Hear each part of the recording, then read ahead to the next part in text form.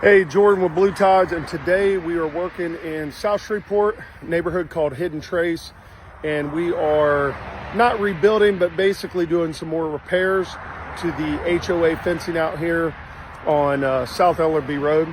So if you're in this area, take a look at what we're doing. But a couple things I wanted to show you if you are ever doing fencing, a couple little neat things that we do. And we do this with our decks, our docks, our fences, any type of railing or anywhere where we're gonna have some wood where it has a top cap like this. First of all, I think putting top caps is very smart because it doesn't rot out the top part of your board. However, a little trick we do, as you can see there, we use a Trex board. Now, if you're not familiar with Trex, I'm sure you heard it. It's pretty much a household name, but this is composite decking. So this is a composite decking board, and more specifically, you can see this is the kind that has the finished sides, not the grooves on it.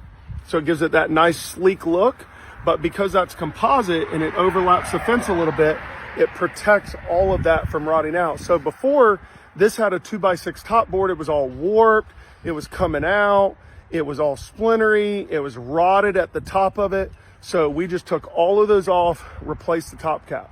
Now, another thing you can do is at the bottom. We had a unique situation here where obviously everybody that has grass that goes up to your fence, you are gonna have a situation where weed eaters, your mower, etc. is gonna be throwing stuff at it and you're beating it up with the weed eater, okay?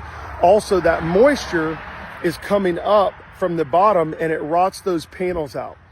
So a way to protect those panels long term, or in this case, where they were already rotted and we needed to find a way to fix the bottom without having to replace the entire fence, was we used custom brake metal.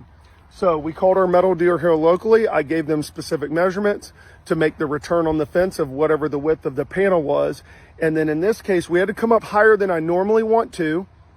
Normally I like to just do like 4 or 5 inches.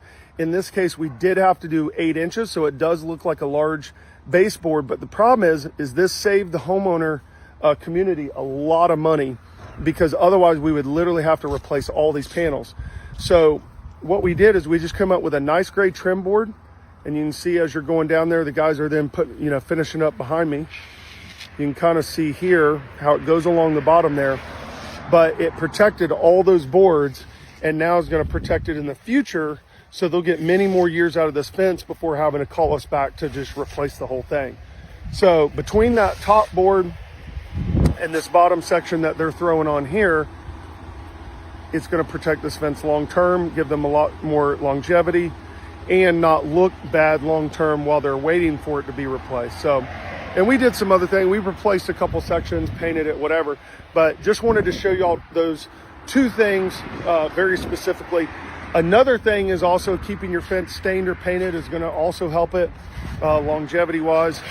But anyways, that's what we're out here working on today, and see you on the next one.